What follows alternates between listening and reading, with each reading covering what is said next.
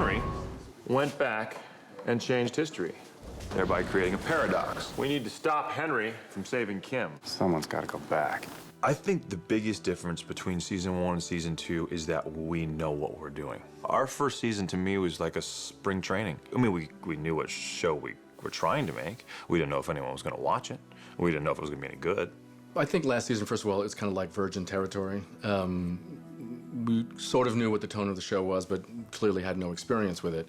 Now we get to come back and really work. Now we all know the characters. Now we know what we were doing, we were on the mark. So now we can just make it better, we can just step it up. We've got a bit more of an arcing storyline, whereas the first season was a lot of standalone episodes. We're actually building more and more to something.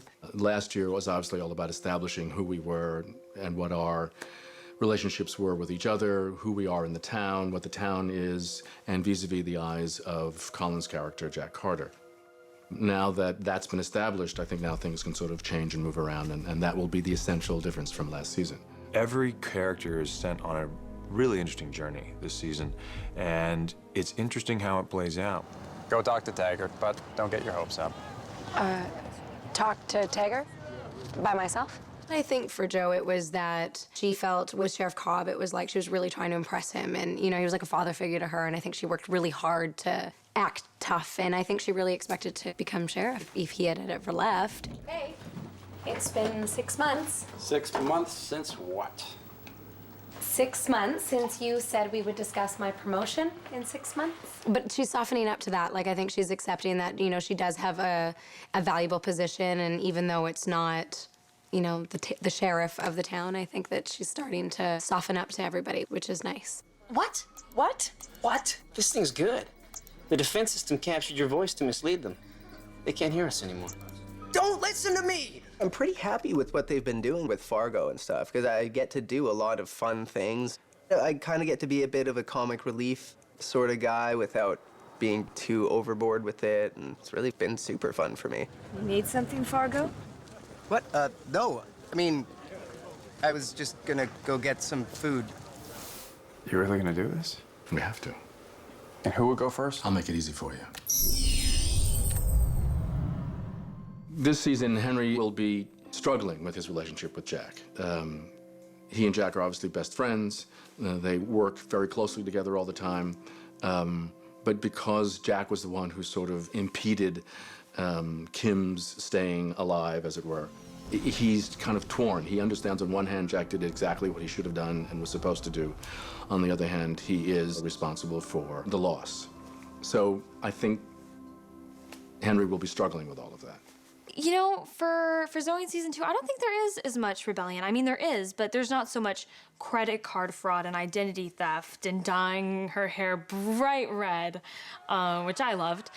But turning 16, I think it is going to be very different because she can actually go off with her friends and not have to have all these excuses, and she'll be able to drive and do all this new stuff, which is cool for me because it's around the same time as I'm turning 16.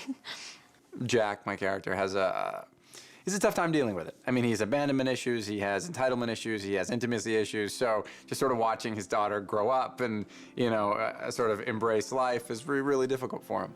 What are you doing here? Well, that's a nice way to welcome your ex-wife. I think Zoe loves her mom very much, but she's become so immune to the town, and she does not want to leave. So for her mom coming back, it's a little nerve-wracking. The arrival of Abby in more ways than one is a big old monkey wrench because you have the tension between Allison and I, and despite what we're trying to work out, my ex comes to town. And, you know, you have feelings for your ex, particularly if you spent 15 years raising a child. You know, good or bad, they're strong feelings. I love you, Jack Carter.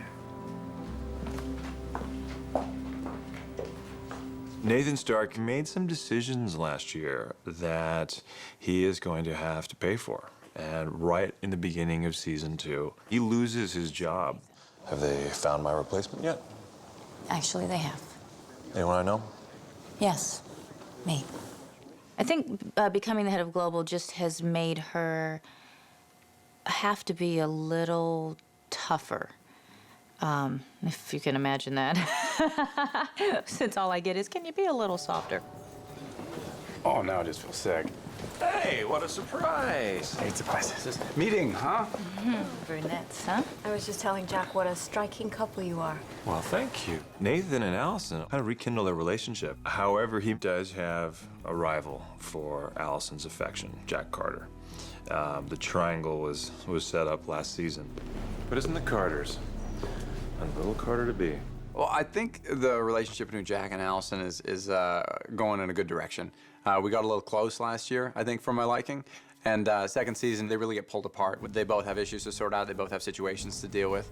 And I think that's where you want them, sort of where they have feelings for each other, but they have personal business that keeps them apart. I don't know, Carter. Why don't you look into it unless you're too busy with personal matters? Whoa. Did I miss something? Well, taking over global dynamics, I think I'm starting to understand what Nathan had to go through and why he seemed like such a, like the evil guy almost. You have no idea what you're sacrificing. I know what I'm not sacrificing. My son. A lot of the tensions within the show, like between myself and Nathan, we're forced to work together in a way that we haven't before. And when you don't really get along with someone, working together might not be the best, spiritual place for both characters. So it's a lot of fun. It's a lot of tension and a lot of barbs. All right, hang in there. Oh, Sheriff, didn't know you cared. Oh, I don't. I think the thing I love the most about Nathan Stark is his sense of humor. Well, I've never seen him. And I wouldn't have forgotten that. Instead of being this Machiavellian villain that sort of sits up in his ivory tower, he kind of always has a smile and a smirk. Comedy is pretty close to me. It's what I always look for in a scene, because you're doing a dramatic scene, and a dramatic scene's great, but if you can do a dramatic scene and manage to make a joke or a funny thing, I think it humanizes the situations, particularly in a medium that's television. It can get so formulaic. It's nice to sort of acknowledge the formula and just sort of knock it to the side and then come back into it. There's rarely been a year where someone or something hasn't gone. Boom. Oh! You make a bunch of choices and people see it and they like it. And it feels good. You're like, okay, I'm not crazy. I knew that would work. I knew it. All these years I've been told not to do it, and I knew it would work. And so that feels really, really good. Oh, not an oil leak. Carter! I told you to watch your head. No, I didn't.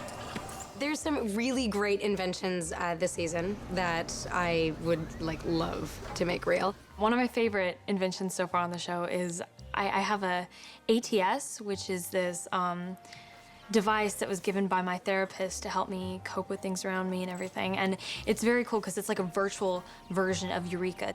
Hey, talking to you here. Hey, I'm getting my head shrunk here. Yeah, I'll shrink it after you're done cleaning up your mess, okay? The smart house, for example, would be pretty awesome. It would be the best place to live if it were real, I think. A biohazard's been detected at GD. All residents must remain indoors. It's definitely a house with personality, and she gets jealous. You're much shorter than I pictured, Abby. A house that gets jealous, that's an interesting concept, I think. Well, the first thing that Henry worked on was anti-gravity. So that would be a real kick. I mean, if you could sort of create a personal anti-gravity machine. So if you had to go 50 miles away, instead of taking the car, instead of taking the bicycle, or sort of having to walk, or you could just kind of float there, that would be kind of nice. I think I have something created in the house. I just put my face in and my hair and makeup is done. The hoverboard. It's like this tertiary at best little invention. Doesn't even play in a scene, but there's a reference to it. It's so cool. I mean, that you could actually sort of just jump around and I used to skateboard a bit, so it's that would just be amazing. It'd be a hilarious way to spend some time. That's what I'd like. Sadly, I mean, we have houses that talk. We have silos and missiles and things, and that's what I want is the hoverboard. A bunch of geniuses given unlimited access to the highest state-of-the-art technology in the world. That kind of seems like a recipe for disaster to me. Everyone's pushing science so hard and pushing the envelope on everything, and the nature of that is that things, go wrong, things go awry. And I think that's where a lot of the dramatic tension of the show comes from. Because as much as fun as the characters are having, there's a real danger to the people that they love and to themselves, and that has to get resolved. There's always somebody doing something ridiculous, and it's like, really, again? Seriously? So that's kind of like the worst part for her, because she's got to do it again, but it's also, the fun, because otherwise she wouldn't have a job, so. honestly, that you just never know what you're going to experience walking out the door. I mean, we have an episode where you're walking around, it's warm, and the next second a piece of hail smashes you up against the side of the face, and you're like, what is going on around here? So that nothing is ever mellow. And then, of course, that's probably also the best thing about being in Eureka, is that nothing is ever mellow. It's so funny, we were doing the photo shoot and everyone was like, the cast is so laid back and nice, and it's great to work with people like this. I'm having a great time. Oh, I love the show. It's great. Like, it's just such a fun, neat experience. As I say, if you're playing a character who has as many possibilities as Henry has, you know, the world is sort of your oyster. And I really like what's going on. I have a lot to play, and I can't even imagine what else could be in store for Allison right now. I love the character, I love the crew, I love the other actors. We have a great time. They've opened the door for us to make it very, very collaborative. They let us play and they let us have input, and it makes us all very invested. And I hope the show goes forever. I'd love to see the characters grow and sort of really see the evolution of the town, and hopefully these people stay interesting. Watch Eureka!